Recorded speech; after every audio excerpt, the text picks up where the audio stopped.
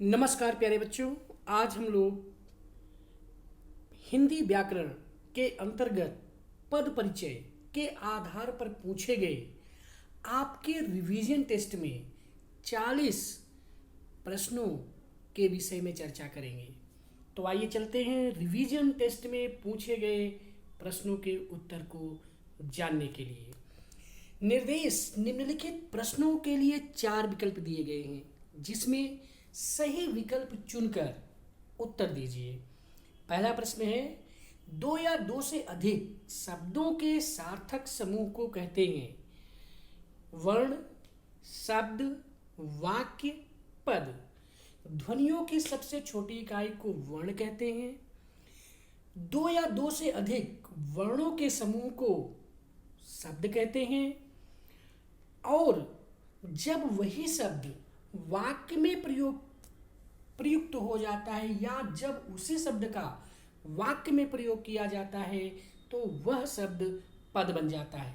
तो इस तरह से 2 या 2 से अधिक शब्दों के सार्थक समूह को वाक्य कहते हैं। इस तरह से प्रश्न नंबर 1 का विकल्प नंबर 3 सही होगा।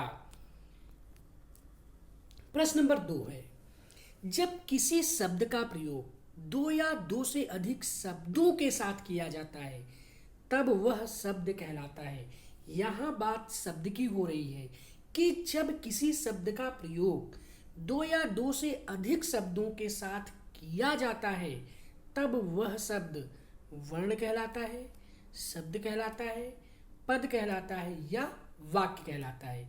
तो जो इसका सही उत्तर होगा वह होगा प्रश्न नंबर 2 का विकल्प नंबर 3 कि वह पद कहलाता है। यानी किसी शब्द का प्रयोग जब 2 या 2 से अधिक शब्दों के साथ किया जाता है तो वह शब्द पद कहलाता है। प्रश्न नंबर 2 का विकल्प नंबर 3 सही होगा। प्रश्न नंबर 3 है, किसी पद का जब व्याकरणिक परिचय बताया जाता है तो उसे कहते हैं पद, व्याकरण, अलंकार, इनमें से कोई नहीं। प्रश्न नंबर 3, तो यहाँ पर जो आपका पद है 2 या 2 से अधिक शब्दों के सार्थक समूह को हम वाक्य कहते हैं। और वही वाक्य जब शब्दों के समूह में प्रयुक्त होता है, जब वही उसी वाक्य में जब शब्दों के समूह में प्रयुक्त होते हैं तो वे पद कहलाते हैं। तो प्रश्न नंबर 3 का पहला ऑप्शन नहीं होगा। दूसरा ऑप्शन है व्याकरण। व्याकरण वह माध्यम या वह साधन है जिसके द्वारा हम किसी भी भाषा को शुद्ध रूप से पढ़ना, लिखना, बोलना सीखते हैं। तो ऑप्शन नंबर 2 भी नहीं होगा। ऑप्शन नंबर 3 अलंकार है। काव्य की शोभा बढ़ाने वाले उपकरणों को अलंकार कहते हैं। तो कहने का तात्पर्य यह है कि जो प्रश्न नंबर 3 में दिया हुआ है कि किसी पद का जब व्याकरणिक परिचय बताया जाता है तो उसे पद परिचय कहते हैं, और यह ऑप्शन में नहीं दिया है, इसलिए विकल्प नंबर 4 सही होगा, इनमें से कोई नहीं। प्रश्न नंबर 4 है, संज्ञा के भेद हैं। आपको बताया गया था 4, 8, 7, इनमें से कोई नहीं। तो संज्ञा के 3 भेद होते हैं, व्यक्तिवाचक, जातिवाचक, भाववाचक। और जो जातिवाचक संज्ञा है उसके 2 भेद होते हैं, द्रव्यवाचक संज्ञा, समूहवाचक संज्ञा। तो इस तरह से जो प्रश्न नंबर 4 है उसका विकल्प नंबर 4 सही होगा, इनमें से कोई नहीं। अगला प्रश्न है, सर्वनाम के भेद हैं 7, 8, 5, इनमें से कोई नहीं।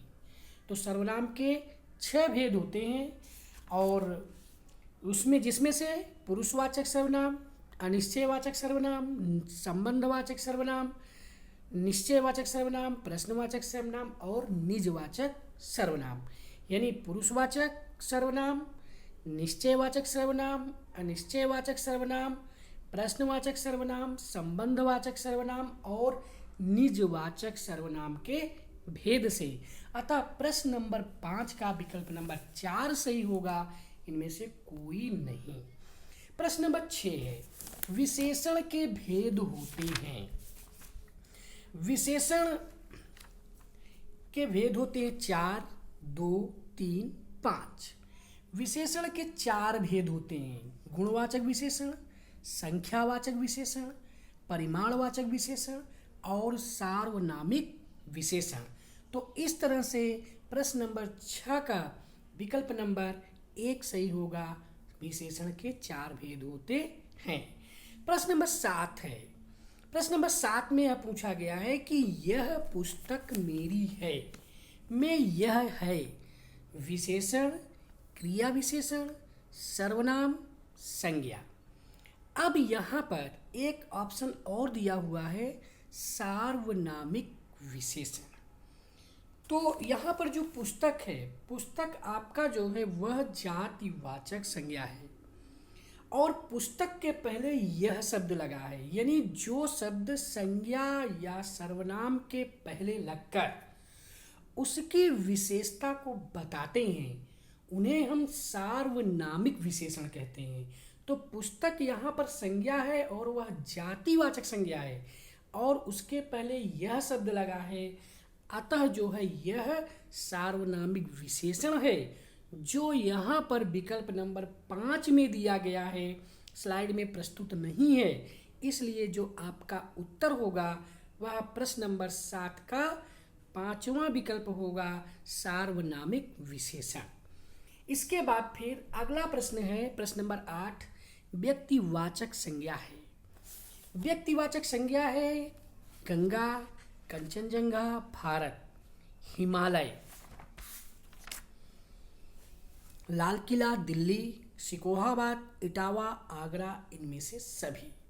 तो जो शब्द संज्ञा के किसी विशेष वस्तु, व्यक्ति अथवा स्थान का बोध कराते हैं उन्हें हम व्यक्तिवाचक संज्ञा कहते हैं। तो इस प्रश्न में गंगा, कंचनजंगा, भारत, हिमालय, लाल किला, दिल्ली, सिकोहाबाद, इटावा, आगरा, ये सभी व्यक्तिवाचक संज्ञा हैं। अतः प्रश्न नंबर 8 का विकल्प नंबर 4 सही होगा, इनमें से सभी। प्रश्न नंबर 9 है, जातिवाचक संज्ञा नहीं है। नेता, युवक, नारी, देश, पुलिस, सेना, वाटिका, वानर। अब इसमें जो जातिवाचक संज्ञा है, यानी जिस संज्ञा शब्द से संपूर्ण जाति का बोध कराया जाता है उसे हम जातिवाचक संज्ञा कहते हैं। जैसे नेता, युवक, नारी, देश, वाटिका, वानर, ये सभी जातिवाचक संज्ञा के उदाहरण हैं। लेकिन पुलिस और सेना नहीं है, क्योंकि पुलिस और सेना यह समूहवाचक संज्ञा है, इसलिए जातिवाचक संज्ञा के अंतर्गत ये नहीं आएंगे। तो जातिवाचक संज्ञा नहीं है, तो इसका सही उदाहरण है आपका पुलिस और सेना। अतः प्रश्न नंबर 9 का विकल्प नंबर 3 सही होगा। यदि पुलिस और सेना न दिया होता तो हम यहाँ पर प्रश्न हमारा बनता कि समूहवाचक संज्ञा है, तो हम वहाँ पर पुलिस और सेना को मानते कि यह फिर ऑप्शन गलत है। लेकिन चूंकि जातिवाचक संज्ञा नहीं है, नेता भी जातिवाचक संज्ञा होता है, युवक भी जातिवाचक संज्ञा है, नारी भी जातिवाचक संज्ञा है, देश भी जातिवाचक संज्ञा है, वाटिका भी जातिवाचक है और वानर भी है। यहाँ पर पुलिस और सेना दोनों समूह का बोध करा रहे हैं, इसलिए ये चारों विकल्प में भिन्न हैं। अतः प्रश्न नंबर 9 का विकल्प नंबर 3 सही होगा। प्रश्न नंबर 10 है, जातिवाचक संज्ञा है भाववाचक, व्यक्तिवाचक, द्रव्यवाचक, इनमें से कोई नहीं। प्रश्न नंबर 10 का विकल्प नंबर 3 सही होगा, द्रव्यवाचक संज्ञा, क्योंकि जातिवाचक संज्ञा के 2 भेद होते हैं, द्रव्यवाचक संज्ञा और समूहवाचक संज्ञा। इसलिए जो द्रव्यवाचक संज्ञा है वह जातिवाचक संज्ञा का भेद होने के कारण वह जातिवाचक संज्ञा है। अतः प्रश्न नंबर 10 का विकल्प नंबर 3 सही होगा। प्रश्न नंबर 11 है, भाववाचक संज्ञा नहीं है घृणा, क्रोध, उत्साह, काफिला। अब इसमें आपका घृणा यह भी भाववाचक संज्ञा है। कहने का तात्पर्य यह है कि जिन संज्ञा शब्दों से किसी अवस्था अथवा भाव का बोध होता है उसे हम भाववाचक संज्ञा कहते हैं। हमने आपको बताया था कि हम जिसका स्पर्श नहीं कर सकते हैं उसे हम भाववाचक संज्ञा कहते हैं। भाववाचक संज्ञा को पहचानने का सबसे आसान सरल तरीका है कि जिसका हम स्पर्श नहीं कर सकते हैं वह भाववाचक संज्ञा के अंतर्गत आता है। तो घृणा, क्रोध, उत्साह हम इसका स्पर्श नहीं कर सकते हैं, इसलिए यह भाववाचक संज्ञा है। और काफिला जो कि एक समूह होता है उसका हम स्पर्श कर सकते हैं, इसलिए काफिला यहाँ पर आपका समूहवाचक संज्ञा है, यह भाववाचक संज्ञा नहीं है। अतः प्रश्न नंबर 11 का विकल्प नंबर 1 सही होगा। प्रश्न नंबर 12 है, किस पर लिंग का प्रभाव नहीं पड़ता? संज्ञा, सर्वनाम, क्रिया, इनमें से कोई नहीं। तो प्रश्न नंबर 12 का विकल्प नंबर 2 सही होगा, सर्वनाम। सर्वनाम पर लिंग का प्रभाव नहीं पड़ता है। संज्ञा, क्रिया लिंग के अनुसार परिवर्तित होते रहते हैं, लेकिन सर्वनाम शब्द पर लिंग का कोई प्रभाव नहीं पड़ता है, इसलिए प्रश्न नंबर 12 का विकल्प नंबर 2 सही होगा। प्रश्न नंबर 13 है, किन संज्ञा का हम स्पर्श नहीं कर सकते? व्यक्तिवाचक, भाववाचक, द्रव्यवाचक, समूहवाचक। जैसा कि आपको इसके पहले बताया गया कि जिस संज्ञा का हम स्पर्श नहीं कर सकते उसे हम भाववाचक संज्ञा कहते हैं। अतः प्रश्न नंबर 13 का विकल्प नंबर 2 सही होगा। प्रश्न नंबर 14 है, सर्वनाम नहीं है मैं, हम दोनों, हम सब, तुम दोनों, तुम सब, वह, वे दोनों, वे सब, राम, श्याम, घनश्याम। अब यहाँ पर जो आपका पहला ऑप्शन है मैं, हम दोनों, हम सब, यह सर्वनाम का पहला भेद पुरुषवाचक सर्वनाम का भेद जो प्रथम उत्तम पुरुष, मध्यम पुरुष और अन्य पुरुष है उनके भेद हैं। मैं, हम दोनों, हम सब, यह उत्तम पुरुष है। तुम दोनों, तुम सब, यह आपका मध्यम पुरुष है। वह, वे दोनों, वे सब, यह आपका अन्य पुरुष है जिसे हम संस्कृत में प्रथम पुरुष के नाम से जानते हैं। तो ये तीनों ऑप्शन आपके सर्वनाम हैं। चौथा विकल्प जो राम, श्याम, घनश्याम, यह आपका संज्ञा है। संज्ञा किसी के नाम को कहते हैं, इसलिए आपका प्रश्न नंबर 14 में विकल्प नंबर 4 सही होगा कि राम, श्याम, घनश्याम ये सर्वनाम नहीं है। प्रश्न नंबर 15 है, दाल में कुछ गिरा में सर्वनाम है। निश्चयवाचक, पुरुषवाचक, प्रश्नवाचक, इनमें से कोई नहीं। अब इसमें आपका जो पहला है निश्चयवाचक सर्वनाम। निश्चयवाचक सर्वनाम में जिस वस्तु के विषय में बात की जा रही है वह वस्तु निश्चित रूप से उपस्थित होती है। और पुरुषवाचक में जैसे जो है 2 दर्जन केले खरीदे हैं या 2 व्यक्ति जा रहे हैं, तो यहाँ पर निश्चित है जिस व्यक्ति के विषय में बात की जा रही है उस व्यक्ति की उपस्थिति निश्चित है। पुरुषवाचक सर्वनाम में आपका जहाँ पर किसी विशेष व्यक्ति, वस्तु, स्थान इत्यादि के विषय में जो बातें बताई जाती हैं उसे हम पुरुषवाचक सर्वनाम के नाम से जानते हैं। कहने का मतलब यह है कि बात को कहने वाला, सुनने वाला तथा अन्य व्यक्ति या वस्तु जिसके संबंध में बात कही जा रही है उसके लिए प्रयोग किए गए सर्वनाम को पुरुषवाचक सर्वनाम कहा जाता है। पुरुषवाचक सर्वनाम के 3 भेद होते हैं, उत्तम पुरुषवाचक, मध्यम पुरुषवाचक और अन्य पुरुषवाचक। तो आपका ना तो निश्चयवाचक होगा यहाँ पर सर्वनाम, ना ही पुरुषवाचक सर्वनाम होगा। तीसरा ऑप्शन है प्रश्नवाचक सर्वनाम। जिन सर्वनाम शब्दों से किसी प्राणी, वस्तु, घटना के प्रति प्रश्न का संकेत होता है उसे हम प्रश्नवाचक सर्वनाम कहते हैं। तो इस तरह से यह भी नहीं होगा।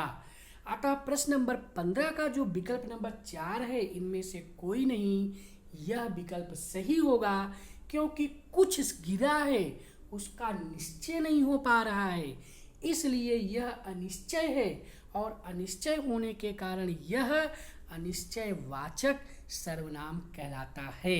कहने का मतलब यह है कि जिस वस्तु या व्यक्ति के बारे में निश्चित रूप से कोई बोध नहीं होता है, कोई ज्ञान नहीं होता है, उसे हम निश्चयवाचक सर्वनाम कहते हैं। तो प्रश्न नंबर 15 का विकल्प नंबर 4 सही होगा। प्रश्न नंबर 16 है कि जो नहीं पढ़ेगा वह अच्छे अंक नहीं ला पाएगा। निश्चयवाचक, अनिश्चयवाचक, संबंधवाचक, निजवाचक। यहाँ पर जो नहीं पढ़ेगा वह अच्छे अंक नहीं ला सकता है। यहाँ पर एक उपवाक्य का दूसरे उपवाक्य से संबंध को बताया जा रहा है और यही संबंध बताना ही यहाँ पर आपका संबंधवाचक कहलाता है।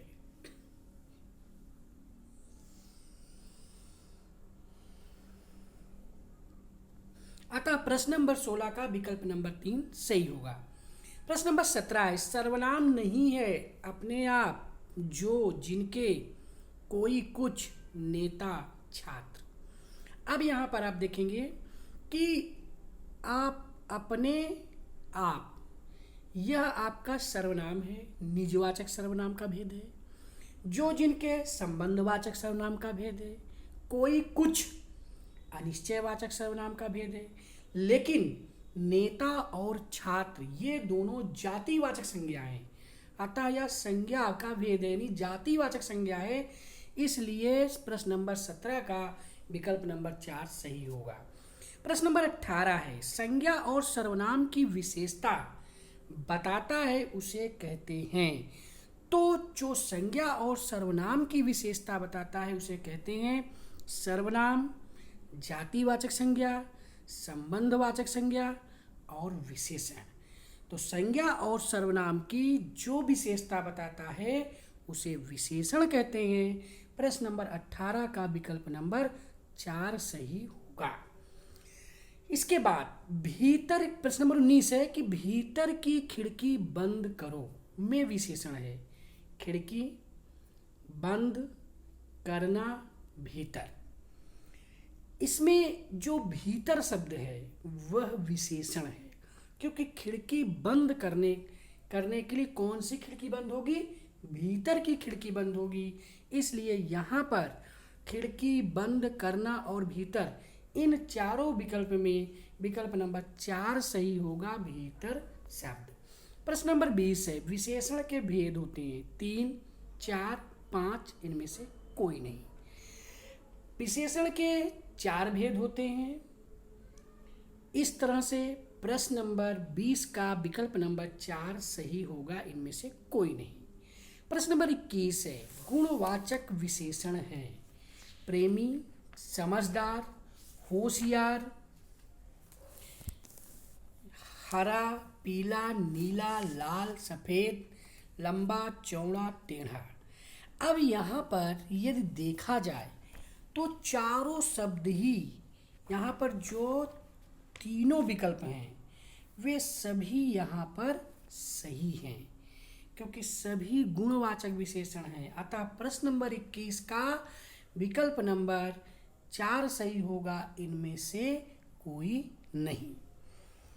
क्योंकि गुणवाचक विशेषण जो शब्द संज्ञा और सर्वनाम के गुण, दोष, आकार, रंग, अवस्था आदि का बोध कराते हैं उन्हें गुणवाचक विशेषण कहते हैं। इसलिए तीनों विकल्प में गुणवाचक विशेषण है, अतः विकल्प नंबर 4 सही होगा, इनमें से सभी। प्रश्न नंबर 22 है संख्यावाचक विशेषण नहीं है। कुछ फूल, बहुत अनाज, 4 मित्र, लाल स्याही। अब यहाँ प्रश्न नंबर 22 में आपका जो विकल्प नंबर 3 है और विकल्प नंबर 4 है ये दोनों ही उत्तर सही होंगे, क्योंकि कुछ फूल यह अनिश्चय संख्यावाचक विशेषण है और 4 मित्र यह निश्चय संख्यावाचक विशेषण है। बहुत अनाज यह परिमाणवाचक विशेषण है। लाल स्याही यह आपका विशेषण है। तो इस तरह से प्रश्न नंबर 22 में 2 ऑप्शन सही होंगे, विकल्प नंबर 2 और विकल्प नंबर 4। प्रश्न नंबर 23 है, परिमाणवाचक विशेषण है 5 मीटर कपड़ा, थोड़ा नमक, बहुत अनाज, इनमें से सभी। तो प्रश्न नंबर 23 का विकल्प नंबर 4 होगा कि इनमें से सभी। 5 मीटर कपड़ा भी परिमाणवाचक विशेषण है, थोड़ा नमक भी परिमाणवाचक विशेषण है, बहुत अनाज भी परिमाणवाचक विशेषण है। इसलिए ये आपका प्रश्न नंबर 23 का विकल्प नंबर 4 सही होगा, इनमें से सभी।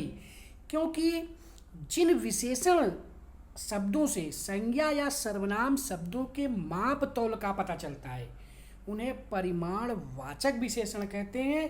परिमाणवाचक विशेषण के 2 प्रकार होते हैं, निश्चित परिमाणवाचक विशेषण जिसका उदाहरण है 5 मीटर कपड़ा, और अनिश्चित परिमाणवाचक विशेषण जिसका उदाहरण है थोड़ा नमक। इस तरह से आपका तीनों उदाहरण हैं परिमाणवाचक के, अतः प्रश्न नंबर 23 का विकल्प नंबर 4 सही होगा, इनमें से सभी। प्रश्न नंबर 24 है, जो शब्द विशेषण की विशेषता बताते हैं उन्हें कहते हैं विशेषण, प्रविशेषण, सार्वनामिक, संकेतवाचक।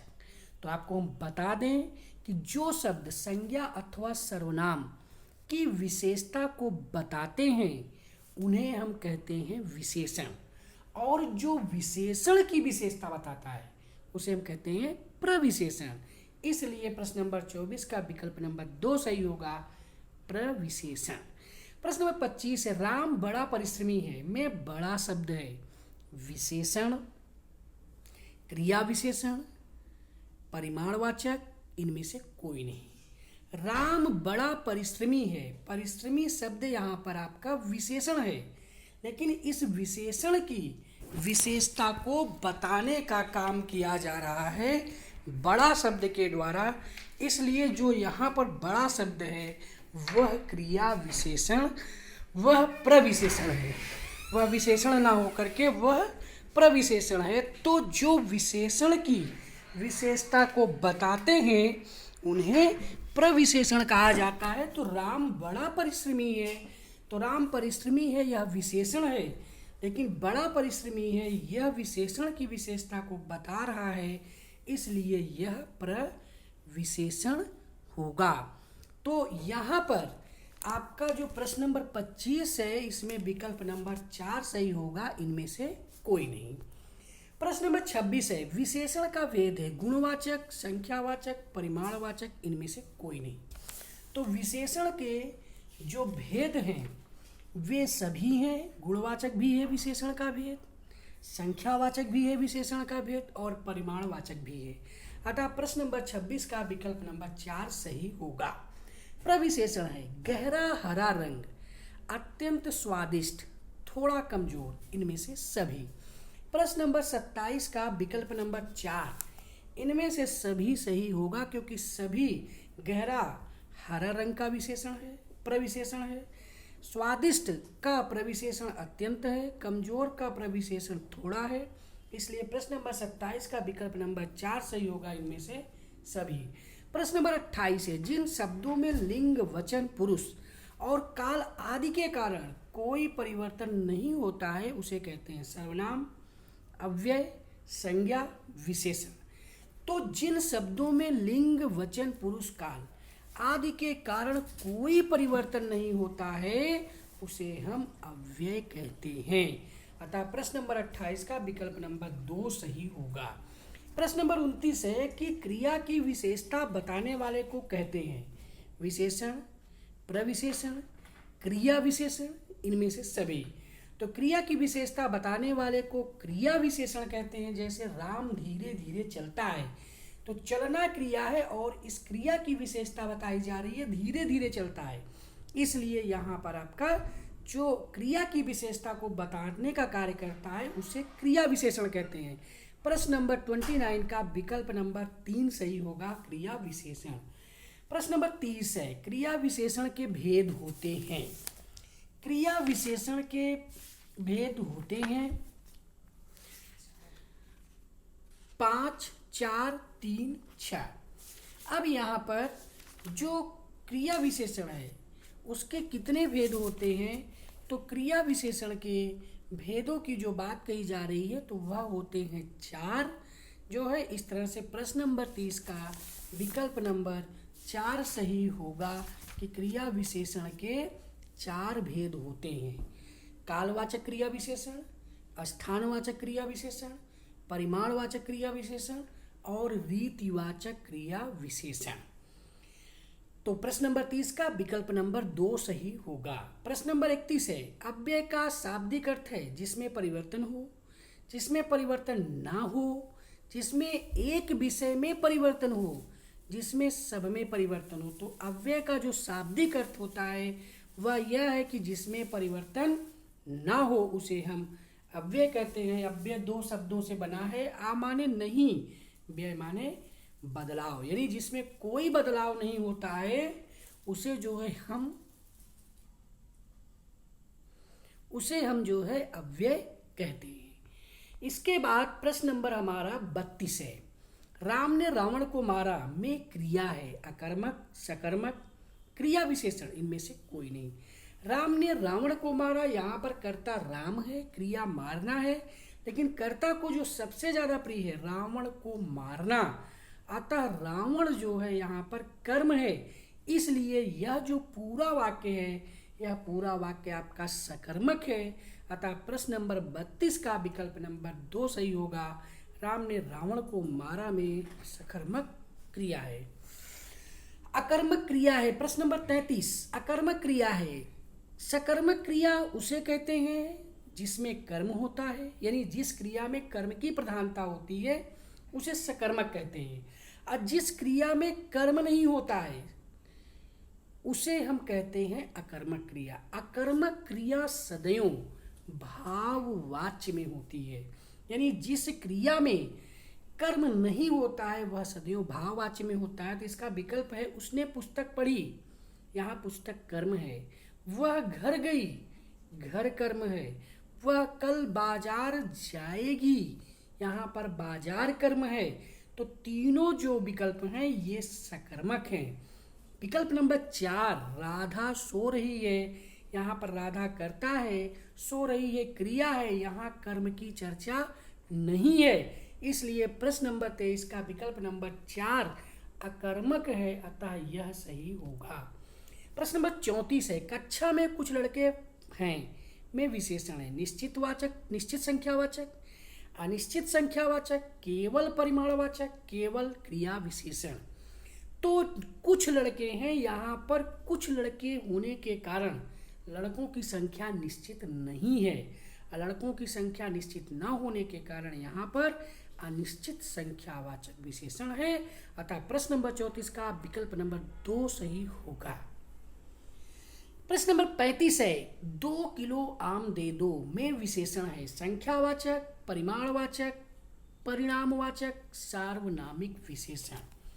प्रश्न नंबर 35 का जो सही उत्तर होगा वह होगा परिमाणवाचक विशेषण, क्योंकि नाप तौल की बात जहां पर आती है वहां पर आपका परिमाणवाचक विशेषण होता है। तो 2 किलो आम दे दो यहाँ पर नाप तौल से संबंधित बात है, इसलिए प्रश्न नंबर 35 का विकल्प नंबर 3 सही होगा। प्रश्न नंबर 36 है, वे लोग क्या कर रहे हैं में विशेषण है सार्वनामिक, परिमाणवाचक, संख्यावाचक, पुरुषवाचक।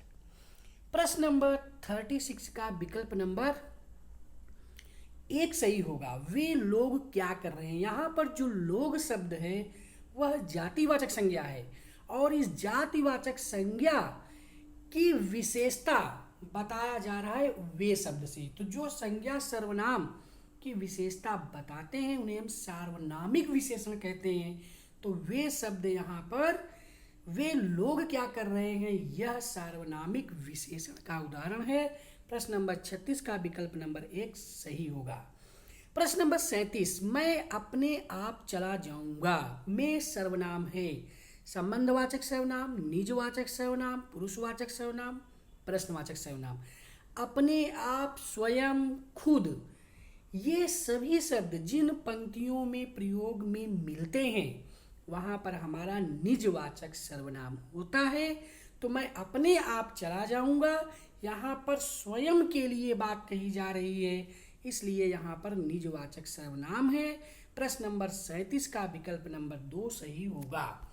प्रश्न नंबर 38 है, तू तेरा आप आपका में पुरुष है, मध्यम पुरुष, उत्तम पुरुष, अन्य पुरुष, इनमें से सभी। तू तेरा आप आपका यह मध्यम पुरुष का उदाहरण है। प्रश्न नंबर 38 का विकल्प नंबर 1 सही होगा।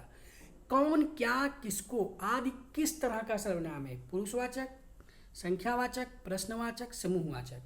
कौन क्या किसको आदि यह प्रश्नवाचक सर्वनाम है, इसलिए प्रश्न नंबर 39 का अर्थात 39 का प्रश्न विकल्प नंबर 3 सही होगा। इस रिवीजन टेस्ट का अंतिम प्रश्न है प्रश्न नंबर 40 कि पुरुषवाचक सर्वनाम के भेद हैं। 6 होते हैं, 7, 3, 2। तो जो पुरुषवाचक सर्वनाम है उसके 3 भेद होते हैं, उत्तम पुरुष, मध्यम पुरुष और अन्य पुरुष। अतः प्रश्न नंबर 40 का विकल्प नंबर 3 सही होगा। इस तरह से प्यारे बच्चों हम लोगों ने रिवीजन टेस्ट के अंतर्गत हिंदी व्याकरण के पद परिचय नामक प्रकरण के अंतर्गत जो 40 प्रश्नों का आपका रिवीजन टेस्ट हुआ था, उसके प्रत्येक प्रश्न का हम लोगों ने व्याख्या सहित उत्तर जाना। आज के लिए बस इतना ही। धन्यवाद।